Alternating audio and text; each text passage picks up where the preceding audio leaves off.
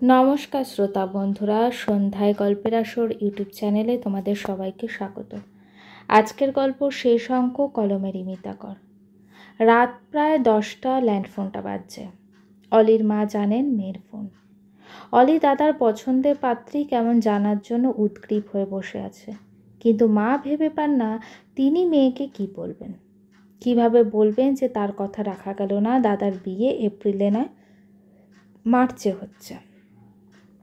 যাই হোক, শেষ পর্যন্ত ফোনটা ধরতেই হলো। ওপাশ থেকে অলির অস্থির গলা। এতক্ষণ কোথায় ছিলে? কখন ফিরলে? মেয়ে কেমন? দাঁড়া সব বলছি। এই তো 8:30টায় ফিরলাম। তারা এত খাইয়ে দিয়েছে যে রাতে কেউ আর কিছুই খেতে পারলাম না। বাড়িঘর কেমন? ওরে বাবা, অমন বাড়ি তো জীবনে চোখেই দেখিনি রে। সেই হিন্দি সিনেমায় যেমন দেখায় না, ঠিক তেমন। বিশাল বড় লোকের মেয়ে, তবে বাবা মায়ের ব্যবহার ভালো, খুব যত্ন করেছে রে। মেয়ে কেমন দেখতে? বেশ ভালো, রোগা লম্বা, গায়ের রং মাঝারি, আর মুখশ্রী তো বেশ সুন্দর, তবে বেশ স্টাইলিস্ট, বুঝেছিস? ওই চুল ঘাড় পর্যন্ত কাটা, তোর দাদার সাথে ভালো মানাবে।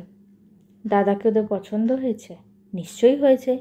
মেয়ে ফাইনাল করেছে বলেই তো ডেকেছে। দাদাকে ওরা আবার 2টো দারুণ গিফট দিচ্ছে। কি গিফট? একটা 3 কামরার ফ্ল্যাট আর একটা গাড়ি। কি বলছো মা? এটা গিফট? ওদের এত টাকা, কিন্তু দাদা নেবে? দিলে আর না করে কি করে বল? তবে দাদা তো বাইরে মনে হয় শিলিগুড়িতে ট্রান্সফার হয়ে যাচ্ছে, এপ্রিলে যেতে হবে। ডেট ঠিক করলে? ডেটটাই তো সমস্যা হয়ে গেল রে। এপ্রিলের প্রথম দিকে দাদা চলে যাবে।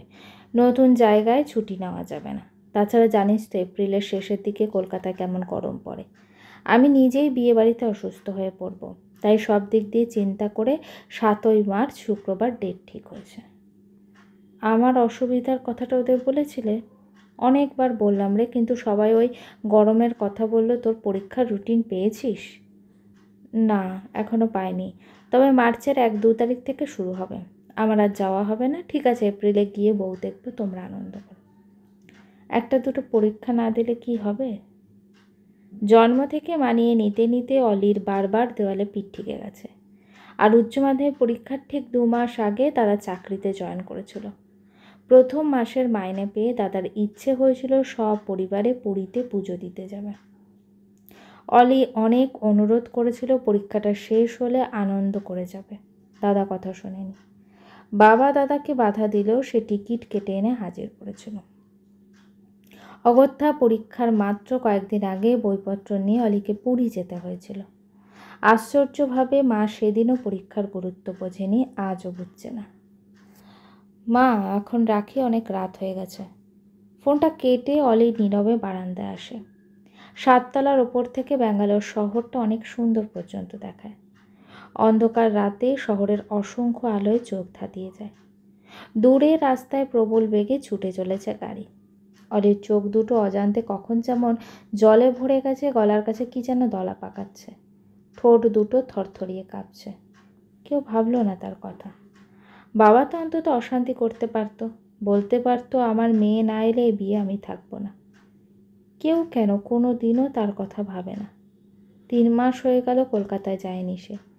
চেনা বাড়িটার জন্য, নিজের মানুষগুলোর জন্য তার কি মন খারাপ হয় না? দাদার বিয়েতে কত আত্মীয় স্বজন, কত প্রতিবেশী, কত মানুষ আসবে। সে শুধু একা দূরে একা পড়ে থাকবে। ফুপিয়ে ওঠে অলি। হঠাৎ কাঁধে দেবরূপের হাতের স্পর্শ পেয়ে পিছন ফিরে তাকায় অলি। দেবরূপের চোখে মুখে একরাশ বিস্ময়। অলির চোখ মুছিয়ে জিজ্ঞেস করল, কি হয়েছে অলি? মা কি বললেন? এইভাবে একা একা কাঁদছো কেন? অলি আর নিজেকে সামলাতে পারে না। দেবরূপের বুকের ওপর ঝাঁপিয়ে পড়ে হাউ হাউ করে কেঁদে ওঠে। বলতে পারো কেন আমাকে কেউ ভালোবাসে না? আমি কি দোষ করেছি? অলিকে 2 হাতে জড়িয়ে অলির ঘাড়ে মুখ গুজে দেবরূপ আদুরে গলায় বলল, আমিও বুঝি তোমাকে ভালোবাসি না? একমাত্র তুমিই আমাকে ভালোবাসো, কিন্তু বাবা মা দাদা কেউ আমাকে চায় না। দেবরূপ 2 হাতে অলির মুখটা তুলে ধরে। কি হয়েছে? মা কি বললেন? অলির ঠোঁট দুটো তখনও কাঁপছে। মার্চের 7 তারিখে দাদার বিয়ে ঠিক হয়েছে। মাকে কতবার বলেছিলাম জানো এপ্রিলে ডেট করতে। মার্চে তো আমার সেমিস্টার চলবে। কেউ একবারও আমার কথা ভাবলো না। এবার বুঝেছি। আচ্ছা ঘরে চলো, ক্যালেন্ডার দেখি, এখনও তো রুটিন দেয়নি। তো এর জন্য এত কান্নাকাটি? বোকামি একটা। তবে মনে রাখতে হবে সেমিস্টার কিন্তু আগে। যদি সম্ভব না হয় যাবে না। জীবনে অনেক কিছুই না পাওয়া থেকে যায়। এই তো শুরু অলি। দেখবে জীবনে কত কিছু না পাওয়াকে হাসি মুখে মেনে নিতে হবে। আবার আজ ভাবছো তোমার পাশে আমি ছাড়া কেউ নেই, অথচ দেখবে কত নতুন নতুন বন্ধনে তুমি জড়িয়ে পড়েছ। শাখা প্রশাখা ছাড়িয়ে তুমি নিজেই এক গাছ হয়ে উঠেছ। আর যারা তোমার মূল্য দিচ্ছে না তারাই হয়তো এতটুকু ছাওয়ার জন্য তোমার কাছে আশ্রয় চাইবে। দেবরূপের কথায় অলির ক্ষততে প্রলেপ পড়তে থাকে। ভেতরটা শান্ত হয়। নিজেকে খুঁজে পায় সে। স্বামীর মুখের দিকে তাকিয়ে ভাবতে থাকে এমন জীবনসঙ্গী বা কটা মেয়ে পায়। এটাই হয়তো জীবনের নিয়ম, একদিক শূন্য হলে আরেক দিক পরিপূর্ণ হয়ে ওঠে। কলকাতার বাড়িতে বিয়ের তোড়জোড় শুরু হয়ে গেছে। যা কিছু সিদ্ধান্ত অতনু একাই নিচ্ছে। বাবা মা দর্শক মাত্র। বেশি দিন আর বাকি নেই, নিমন্ত্রণ পর্ব ইতিমধ্যে শুরু হয়ে গেছে। মেয়ের বাড়ির থেকে দেওয়া কোনো ফার্নিচার এ বাড়িতে আসছে না। মেয়ের বাবা ফ্ল্যাট সাজিয়ে দিচ্ছেন। কেবল একটা ব্যাপারে অতনুকে বাবার কাছে মাথা নোয়াতেই হলো। তিনি বলেই দিয়েছেন নতুন বউকে এই বাড়িতে বরণ করে তোলা হবে এবং অষ্টমঙ্গলা পর্যন্ত তাকে এই বাড়িতেই থাকতে হবে। যদি এই শর্ত মানা না হয় তাহলে তিনি এই বিয়েতে নেই। অতনু অনেক রকমভাবে বাবাকে বোঝাতে চেষ্টা করেছিল। বলেছিল তোমরা বাড়ি বন্ধ করে আমার সাথে ফ্ল্যাটে থাকবে, চলো, কিন্তু সুমির পক্ষে এখানে 8 দিন থাকা সম্ভব হবে না। আর যদি থাকে তাহলে আমাকে আবার নতুন করে ফার্নিচার কিনতে হবে, এক গাদা খরচা হবে। বাবা এবারে ছেলের কথা গ্রাহ্য করেনি, নিজের সিদ্ধান্তে অটল থেকেছে। বিস্তর জলঘোলা হবার পর শেষে ছেলেকে বাবার কাছে হার মানতেই হলো।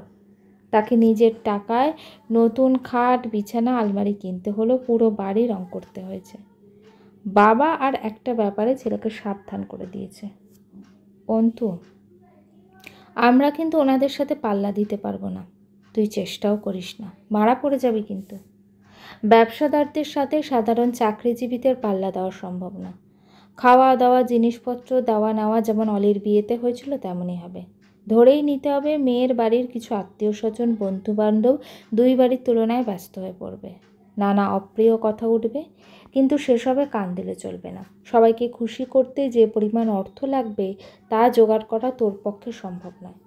আমি প্রথম থেকে এই কারণেই বলে এসেছি যে বৈবাহিক সম্পর্ক সবসময় সমানে সমানে হওয়া উচিত। অতনু নিজেও এই বিষয়ে বেশ চিন্তিত। বাবার কথাগুলো এতটাই খাঁটি যে তর্কের অবকাশ নেই। হয়তো এখন সে মনে মনে অনুভব করতে পারছে যে এতটা শক্ত খুঁটি না ধরলেই পারত। এটা তো ঠিক যে ভাবি স্ত্রীকে যতটা না তার পছন্দ হয়েছিল তার চেয়ে ঢের বেশি সে আকৃষ্ট হয়েছিল শ্বশুর বাড়ি থেকে পাওয়া উপহারে। যাই হোক, এক বুক সংশয় নিয়ে 7ই মার্চ 1998 সাল অতনুর মাথায় টোপর পড়ল। একমাত্র বোন অলির আশা হলো না দাদার বিয়েতে। দেখা হলো না একমাত্র বৌদিকে কনের সাজে কেমন লাগছে। সে যুগে তার মোবাইলে ভিডিও কলও ছিল না, ক্যামেরায় ছবি তুলে প্রিন্ট করতে দিতে হতো। তারপর 7 দিনের মাথায় সেই ছবি এলে যদি কেউ ব্যাঙ্গালোরে পোস্টে পাঠায় তবেই অলির দেখা হবে দাদা বৌদির বিয়ের ছবি। অতনুর বোনের ওপর রাগ চলল। সে ভাবল তার শাসন থেকে মুক্তি হয়ে অলির আকাশ ছোঁয়া সাহস বেড়েছে। মাস্টার্স ডিগ্রি পেয়ে অলি শেষ পর্যন্ত কত দূর যায় তাই দেখার আশাতেই বসে রইল সে। যাই হোক, লাখ লাখ টাকা উড়িয়ে বড় মেয়ের বিয়ে দিলেন ওষুধ ব্যবসায়ী সুনীলবাবু। এক কথায় রাজকীয় বিয়ে। ছেলের বাড়ির লোকজন এমন বিয়ে তো চোখে দেখেনি। বিয়ের পরদিন সকালে নতুন বউ একরাশ বিরক্তি মুখে লেপে অতনুতে বাড়িতে পা রাখল। বাড়ি দেখেই হোক অথবা বাড়ির উপস্থিত মানুষজনদের আচার আচরণ দেখেই তার বিরক্তির মাত্রা ক্রমশ বাড়তে থাকে। আটপৌরে ছোট ছোট ঘর, অতি সাধারণ আসবাব, এসব দেখার তার অভ্যাস নেই। সে ভেবে রেখেছিল বাবার দেওয়া বিলাসবহুল ফ্ল্যাটে বিয়ের পর গিয়ে উঠবে। কিন্তু অতনুর বাবাই যে হয়ে উঠলেন তার সুখের পথে কাটা। তাই স্বাভাবিকভাবেই তার সমুদয় রাগ গিয়ে পড়ল অতনুর বাবার ওপর। অতনু পড়ল উভয় সংকটে। নতুন বউয়ের অশোভন উদ্ধত আচরণ বিদ্যুতের গতিতে বাড়িময় ছড়িয়ে পড়ল। আড়ালে আবডালে কথা চলতে থাকলো। নতুন বউ ঘরে দরজা দিয়ে বসে আছে। ছোট ছোট ননদদের ধমক দিয়ে বার করে দিয়েছে। আশীর্বাদের সময় পায়ে হাত দিয়ে প্রণামের বদলে হাত তুলে নমস্কার জানিয়েছে। দুপুর কেটে বিকেল হতে চলল। বউ ঘরের দরজা খুলছে না, সাড়াও দিচ্ছে না। বাড়ির শুদ্ধ লোকজন অস্থির হয়ে পড়ল। অগত্যা দরজায় ক্রমাগত টোকা মেরে মেরে ডাকবার পর সে দরজা খুলল। অতনু ঘরে ঢুকতেই বউ আবার দরজা বন্ধ করে দিল। দরজার বাইরে সারি সারি উৎসুক মুখ, তাদের মুখে হাসি আর চোখে বিস্ময়। এ কেমন মেয়ে? বড় লোকের মেয়েরা কি এমনই হয়? কিছুক্ষণ পর ভেতরে শুরু হলো চেঁচামেচি। অতনুর গলা শোনা না গেলেও সে মেয়ের চিৎকারে কান পাতা দেয়। সে এক্ষুনি বাড়ি ছেড়ে চলে যেতে চায়। এরপরেই শুরু হলো জিনিসপত্র ছোড়াছুড়ির ঝনঝন শব্দ। কোনো রকমে দরজা খুলে বাইরে এসে অতনু বাইরে থেকে ঘরের দরজা আটকে দিল। তারপর ছুটে গেল টেলিফোনের দিকে। হাঁপাতে হাঁপাতে কাকে যেন ফোন করলো। বাবা মা পাথরের মূর্তির মতো দাঁড়িয়ে আছেন। মায়ের চোখে অঝোর ধারা। এমন অভিজ্ঞতা তাদের দীর্ঘ জীবনে কখনো হয়নি। যাই হোক, আধ ঘন্টার মধ্যে মেয়ের ছোট বোন আর মা হাজির। তারা ঘরে ঢুকে দরজা দিলেন।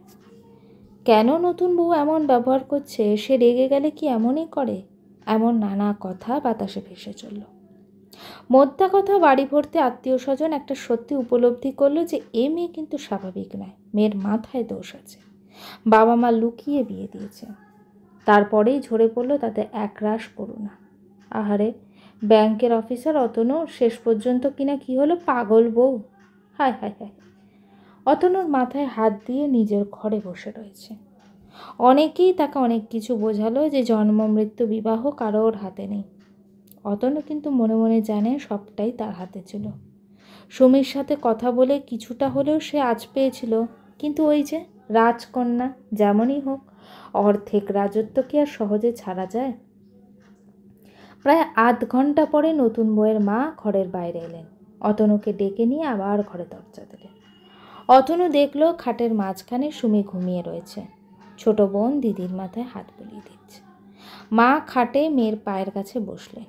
অতনু একটা চেয়ার টেনে সামনে বসল। মেয়ের মা বেশ চিন্তিত এবং উদ্বিগ্ন, তার চোখ মুখ দেখে বোঝাই যাচ্ছে। একটু ইতস্তত করে অতনুকে বলল, অতনু, কিছু মনে করো না, আজকের ঘটনার জন্য আমি সত্যিই খুব দুঃখিত। আসলে দোষটা আমার, কাল সারাদিন সুমিকে ওষুধ দেওয়া হয়নি, এত ব্যস্ততায় একদম ভুলে গিয়েছিলাম। তাছাড়া সারাটা দিন ধকলেও ভীষণ ক্লান্ত হয়ে পড়েছে, প্রেশারটা বেড়ে গেছে। অতনুর কেমন সন্দেহ হলো, জিজ্ঞেস করলো, সুমি কিসের ওষুধ খায়? প্রেশারটাই মেন, তাছাড়া কিছু নার্ভের ওষুধ খেতে হয়, ওষুধ না খেলেই হাইপার হয়ে যায়। অতনুর মাথাটা ঘুরে গেল। কি ভীষণ ঝামেলায় সে যেন পড়ে গেল যে সারা জীবন কি স্ত্রীকে ওষুধ খাইয়ে যেতে হবে, আর না খাওয়ালে সে এমন রুদ্র মূর্তি ধারণ করবে। আজ সে সুমির যে মূর্তি দেখেছে তাতে বেশ ভয় পেয়ে গেছে। অতনুর ধৈর্যের বাঁধ ভেঙে যায়। বিয়ের আগে আমাকে এসব জানাননি কেন? মেয়ের মাথা নিচু করে নেয়। একটু থেমে বললেন, প্রেশারের ব্যাপারটা বলতে চেয়েছিলাম বাবা, সুমি বলতে দেয়নি। ওর তোমাকে ভালো লেগেছে, ভয় পেয়েছিল তুমি যদি না করে দাও, তাই আর কি। একরাশ বিরক্তি নিয়ে অতনু হাত পাতল। ওষুধগুলো আমাকে দিন, কখন কোনটা খেতে হবে। মেয়ের মা একটা প্লাস্টিকের বাক্স অতনুর হাতে তুলে দিলেন। এর মধ্যে ওষুধ আছে, কখন কোনটা খেতে হবে সব লেখা আছে। আর একটা কথা অতনু, তোমার বাবাকে একটা ডাকবে? কেন? একটা অনুরোধ ছিল, ওনাকে বলবো আজকে রাতটা সুমি এখানে থাকো, কিন্তু কাল যদি বৌভাতের পর তোমরা দুজনও ফ্ল্যাটে থাকতে। বাবা শুনবেন না। বৌভাতের রাতে কিছুতেই উনি আমাদের ওখান থেকে যেতে দেবেন না। আত্মীয় স্বজনদের সামনে বাবা এটা মেনে নেবেন না, আর আমিও চাই না। কিন্তু আপনি ভয় পাচ্ছেন কেন? ওষুধ তো চলবে। ওষুধ চলবে ঠিক কথা, কিন্তু তোমাদের বাড়িতে সুমি মনে হয় থাকতে পারবে না। যাই হোক, দেখো, কিছু হলে ফোন করো। এখন সুমি তো উঠবে না, 3-4 ঘন্টা পর উঠে তখন কিছু খাবে। তুমি একটু পাশে পাশে থেকো। কিন্তু আজ আমাদের কাল রাত্রি, সন্ধ্যার পর সুমির সামনে আসতে পারবো না। নিয়মটা জানি, কিন্তু অসুস্থ মেয়ের ক্ষেত্রে একটু অন্যরকম হতেই পারে। যতবার সুমির মা বলছেন মেয়ে অসুস্থ, অতনুর মাথার ভেতরটা দপদপ করে উঠছে। দেখে শুনে একটা পাগল মেয়েকে তার ঘাড়ে চাপিয়ে দেওয়া হয়েছে। কতদিন এমন মেয়ে নিয়ে চলা সম্ভব হবে? ট্রান্সফার হলে সেখানে সুমিকে কী করে নিয়ে যাবে? না, এ বোঝা বেশি দিন বয়ে বেড়ানো তার পক্ষে সম্ভব না, আর সুখের চেয়ে স্বস্তিই ভালো। যাই হোক, একটা রাত কাটলো, পরদিন বউ ভাত। তবে মনে যেন কারোর কোনো আন্দোহ নেই। আচার অনুষ্ঠান সবই দায় সারাভাবে করা হলো। বাড়ির শুদ্ধ সবাই সোনার টুকরো মেধাবী ছেলের এমন চরম ভাগ্য বিড়ম্বনায় মুষড়ে পড়েছে। স্ত্রীকে দিন 7খানা ট্যাবলেট খাওয়ানোর ভার পড়েছে অতনুর উপর। যে ছেলে কোনোদিনও জল কুড়িয়ে খায়নি, তাকে এখন ঘন্টায় ঘন্টায় ওষুধ আর জলের গ্লাস নিয়ে স্ত্রীর সামনে দাঁড়াতে হচ্ছে। এদিকে পরিস্থিতির গুরুত্ব আর ছেলের করুণ পরিণতি দেখে মত বদলাতে বাধ্য হলে। বৌভাতের জন্য ভাড়া করা অনুষ্ঠান বাড়ি থেকে পুত্র আর পুত্রবধূকে সরাসরি ফ্ল্যাটে যাওয়ার অনুমতি দিলেন। তিনি ভাবলেন ছেলেটার উদ্বেগ কিছুটা হলেও কমবে। সেখানে মেয়ের বাড়ির লোকজন থাকবে, আর এই অবস্থায় সামাজিক মানহানির কথা ভেবে আর লাভ নেই। সে যাওয়ার আগেই চলে গেছে। এক বুক জলে দাঁড়িয়ে মাথায় ছাতা দিয়ে আর কি লাভ বলুন? গল্পটি কেমন লাগলো অবশ্যই কমেন্ট করে জানিও। আর আমার চ্যানেলের গল্পগুলো যদি তোমাদের ভালো লেগে থাকে, চ্যানেলটিকে সাবস্ক্রাইব করে পাশে থেকো। গল্পের পরবর্তী অংশ খুব শীঘ্রই আসছে।